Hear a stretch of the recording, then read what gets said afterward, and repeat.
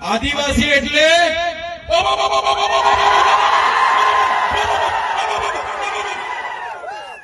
આદિવાસી છે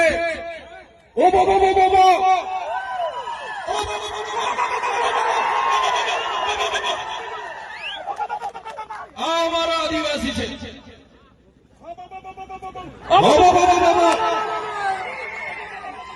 એટલે આપણા દેશમાં આપણું રાજ, આપણા ગામમાં આપણું રાજ. આ ઉભો આદિવાસી સિવાય કોઈની તાકાત નથી કે ઉભો કરી શકે. આદિવાસી જ કરી શકે, આદિવાસી જ કરી શકે. ગમે એવો ખમીર મંત્રી હોય, ગમે એવો અબજોપતિ હોય કે કરોડોપતિ હોય, ગમે તેવો હોય, કોઈના બાપની તાકાત નથી કે ઉભો અહીંયા કરી શકે. આ વિસ્તારમાં જો કોઈ ઉભો કરી શકે તો અમારો આદિવાસી કરી શકે છે, એનો પાવર છે. આપણા ગામમાં આપણું રાજ, આદિવાસી એનો માલિક છે, મૂળ માલિક છે. હું ચૈતર વસાવા નથી કહેતો, આદિવાસીઓનો ઇતિહાસ કહે છે, દેશની સુપ્રીમ કોર્ટ કહે છે, દેશનું બંધારણ કહે છે, યુનો કહે છે કે આ દુનિયામાં સૌથી પહેલા જો કોઈ આવ્યું હોય તો એ આદિવાસી છે.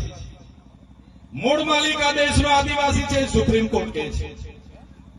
ત્યારે આજે આદિવાસીઓને આ સરકારોએ મજદૂર બનાવી દીધા છે. આજે દાદાઓએ કીધું અમારી પણ જમીનો છે, અમને પણ પાણી આપો, અમારા બાળકોને પણ શિક્ષણ આપો, અમારા યુવાનોને પણ રોજગાર આપો. પણ આ સરકારો જાણી જોઈને આદિવાસીઓને ભણાવવા નથી માંગતી. અહીંથી પાણી લઈ જાય છે પણ પાણી આપવા નથી માંગતી.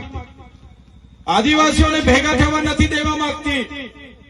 આગળ પાનવડમાં કાર્યક્રમ હતો અને પરવાનગી નહીં આપવામાં આવી. આદિવાસી 5મી અનુસૂચિ વિસ્તારમાં રહી છે. આદિવાસીઓનું સ્વશાસન એમાં લખેલું છે. બંધારણની આર્ટિકલ 241 ક તમે વાંચી લેજો. આદિવાસી વિસ્તારમાં જનજાગૃતિના કાર્યક્રમ માટે કોઈ મામલતદાર, ટીડીઓ પ્લાન કે પોલીસની પરવાનગીની અમને જરૂર નથી ભાઈ. અમે આદિવાસી અને જે લોકો આરએસએસ ની વિચારધારા વાળાએ કેટલાક લોકોને હાથા બનાવીને અમારા કાર્યક્રમ નહીં થાય, ચૈતર વસાવા અહીંયા નહીં આવે, એના માટેના કાર્યક્રમો પોલીસ પર દબાણ કરાવીને રદ કર્યા હોય તો એના 2-3 લોકો અહીંયા પણ આવીને વિડીયો બનાવતા હોય તો બનાવી લેજો.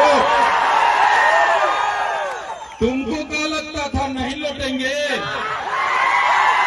तुमको क्या लगता था नहीं लौटेंगे. गलत. जब तक तोड़ेंगे नहीं तब तक छोड़ेंगे नहीं. हमको क्या अंडू पांडू गांडू समझ के रखा है क्या?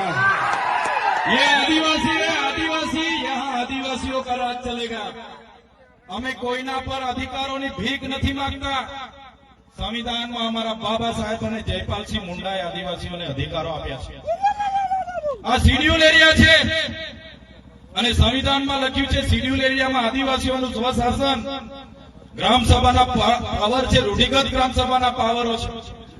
ત્યારે આજે અમારા આદિવાસીઓને પાર્ટીઓના નામે લડાવવામાં આવે છે, ધર્મ સંપ્રદાયના નામે ભાગ પાડવામાં આવે છે, નવા જૂના નાના મોટા સંગઠનોના નામે વેચી દેવામાં આવ્યા છે. ત્યારે મારા યુવાનોને જાગૃત કરવા માટે અમે આવ્યા છીએ. આજે તમે જોઈ લો, આદિવાસી એટલે કોણ? આદિવાસી એટલે આદિ અનાદિ કાળથી આ પૃથ્વી પર વસનારો આદિવાસી. આદિવાસીઓનો ઇતિહાસ તમે વાંચી લેજો. મોહનજોદડો હડપ્પાની સંસ્કૃતિનો ઇતિહાસ વાંચી લેજો. સિંધુ ખીણની સંસ્કૃતિનો ઇતિહાસ તમે વાંચી લેજો. 9 થી 10,000 વર્ષ પહેલાની એ સંસ્કૃતિ, સભ્યતા એ આપણા આદિવાસી પૂર્વજોની સંસ્કૃતિ હતી. તમે રામાયણ ઉઠાવીને વાંચો, રામાયણમાં સબરી બિલનો ઉલ્લેખ આવે છે, હનુમાનજીનો ઉલ્લેખ આવે છે, નિષાદ રાજાનો ઉલ્લેખ આવે છે. એ આપણા પૂર્વજો હતા, એ આપણા આદિવાસીઓ હતા. મહાભારત ઉઠાવીને વાંચી જોજો. એમાં જે એકલવ્યની વાત આવે છે તેનો અંગૂઠો દ્રોણાચાર્ય દ્વારા કાપી લેવામાં આવે છે. એ એકલવ્ય આપણા પૂર્વજ હતા. તમે મહારાણા પ્રતાપનો ઇતિહાસ વાંચો. જ્યારે અકબરે મહારાણા પ્રતાપના ચિત્તોડગઢ પર કિલ્લાનો ઘેરાવો કરીને બેઠા હતા, ખુદ મહારાણા પ્રતાપના પોતાના ભાઈ એમની સાથે નહોતા, ત્યારે પૂંજા બિલથી સેના લઈને એની સાથે ઉભા હતા. એ આપણા આદિવાસી હતા અને આપણા બધાના પૂર્વજો હતા.